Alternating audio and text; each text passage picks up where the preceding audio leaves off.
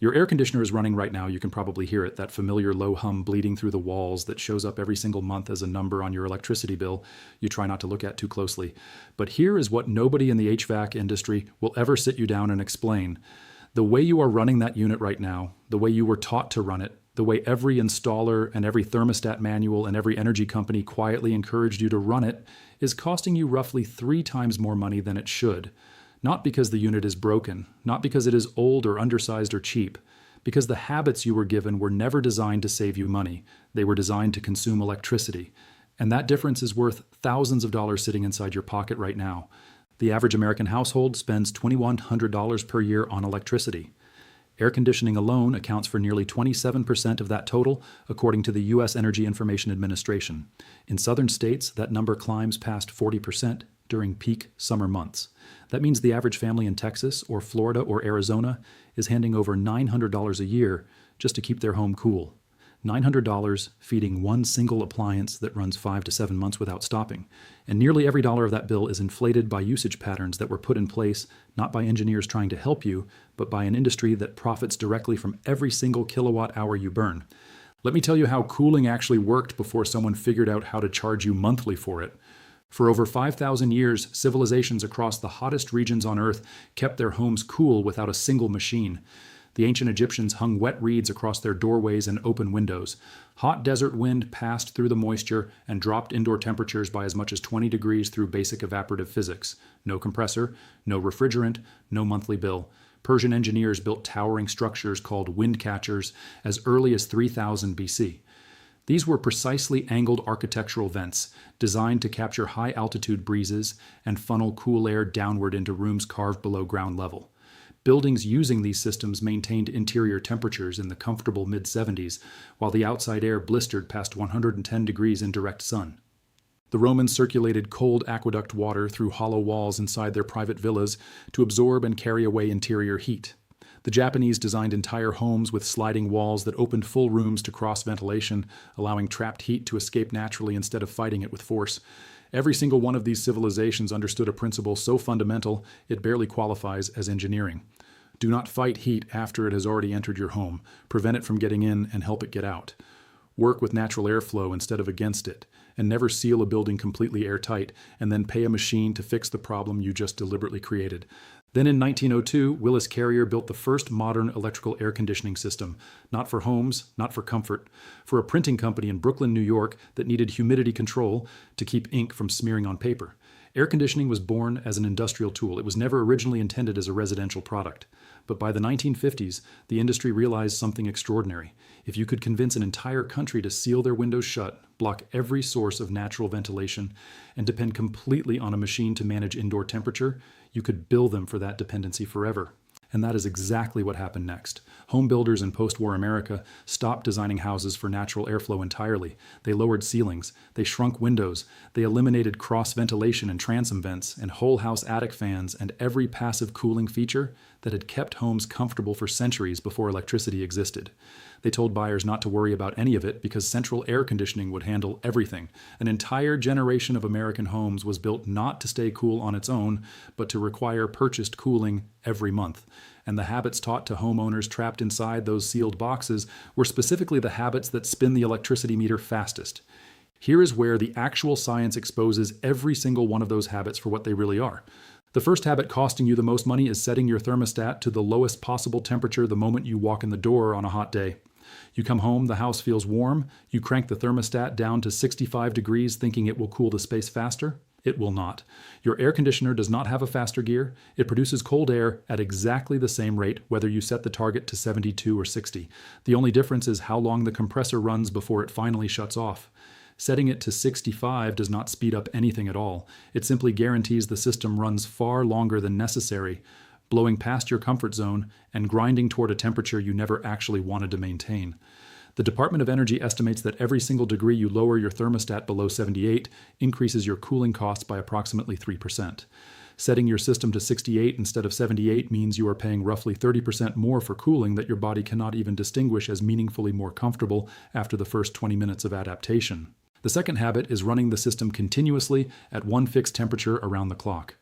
Most homeowners leave their AC set to 72 degrees all day and all night without interruption. The compressor cycles on and off through the dark hours, maintaining that temperature in rooms full of sleeping people whose bodies have naturally lowered their metabolic heat output and who are lying under blankets and sheets. The Department of Energy published data showing that raising your thermostat by 7 to 10 degrees for 8 hours per day while you sleep or while you are away at work saves up to 10% on your annual cooling costs. That is not a rough estimate. That is metered data collected from thousands of monitored households across multiple climate zones. A basic programmable thermostat costing $25 at any hardware store pays for itself within a single billing cycle. The third habit is ignoring the cheapest performance upgrade your system will ever receive. Your AC unit has a filter, and that filter is almost certainly dirty right now. A clogged filter forces the blower motor to work significantly harder, restricts airflow across the evaporator coil, and increases total energy consumption by 5 to 15%, according to Department of Energy testing. A replacement filter costs between $1 and $5 depending on size. Changing it monthly during heavy use months is the highest return on investment available anywhere in your entire home. $1 spent on a filter saves $30 to $50 per month in wasted electricity. That is a return the stock market could never touch. And yet the HVAC industry would much rather sell you a $12,000 system replacement than remind you to swap out a part they make almost zero profit on. The fourth habit is cooling rooms that nobody is using. The average American home covers 2,300 square feet. At any given moment, the people inside are occupying maybe 400 square feet of that total space. One bedroom at night, one living area during the evening, a kitchen for an hour at dinner time. But central air conditioning systems are designed to cool everything uniformly, pushing expensive cold air into empty guest rooms, dark hallways, and bathrooms nobody has stepped into since morning. Closing vents into unused rooms and running a simple fan in the room you actually occupy reduces your effective cooling load dramatically. A ceiling fan costs roughly 2 cents per hour to run. Your central AC compressor costs 30 to 70 cents per hour depending on your equipment and local electricity rate. Running a fan while raising the thermostat by 4 degrees produces the same perceived comfort at a fraction of the real cost. Moving air across your skin accelerates evaporative cooling from your body and makes 78 degrees feel identical to 74. Your skin genuinely cannot tell the difference. Your electricity meter absolutely can. Now I need to be straightforward with you here because honesty is what separates useful knowledge from internet noise. Air conditioning is not your enemy. If you live somewhere that summer temperatures regularly exceed 100 degrees, mechanical cooling is a health necessity and not optional. Heat-related illness kills over 700 Americans every year, and that number rises every summer. The goal here is not to abandon your AC. The goal is to stop using it the way the industry quietly trained you to use it, which happens to be the most wasteful and most expensive way possible. Here is exactly what to do starting tonight. Set your thermostat to 78 degrees when you are home and awake. Set it to 85 when you leave for work or go to sleep. A $25 programmable thermostat handles this automatically. This single change saves 10 to 20% immediately. Change your air filter today. Walk to the unit and pull the filter out right now. If you cannot see clear light passing through it, replace it. A clean filter saves 5 to 15% on its own, with zero additional effort. Close the vents in every room you are not actively sitting in. Direct your cooling only to the space you are actually using. Run ceiling fans or portable fans in those occupied rooms and raise the thermostat 2 to 4 additional degrees. Fans cost pennies. Your compressor costs dollars. Let the fan do the work. On nights when the outdoor temperature drops below indoor temperature, open windows on opposite sides of your home.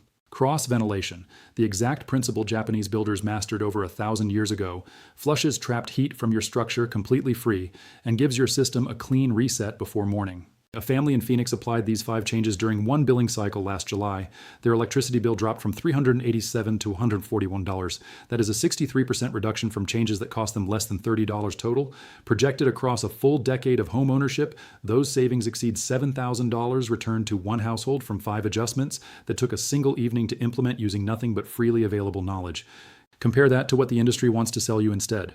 A new high-efficiency HVAC system runs $8,000 to $15,000 installed. Whole home smart thermostat systems with professional calibration cost $500 to $1,200. Spray foam re-insulation costs $4,000 to $8,000. The industry answer to a high electricity bill is always another massive purchase. Another financing plan with interest attached. Never once will they mention that the 5 free and nearly free changes you just learned produce comparable results to equipment costing more than a used car. No one selling you a $15,000 system will ever say that.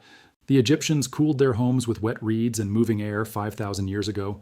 The Persians engineered wind catchers that still outperform modern AC systems in desert climates today. The Japanese opened their walls and let physics handle the rest for free. Every ancient civilization understood that cooling is not a product you purchase. It is a behavior you practice. Somewhere along the way, a $170 billion industry made certain that knowledge was quietly replaced with a monthly bill and a recurring service contract. They never proved those methods wrong. They simply made sure you never learned them. 5 changes, 1 evening. No contractor required. The difference between $387 and $141 is not a new machine. It is knowing what the machine was never designed to tell you.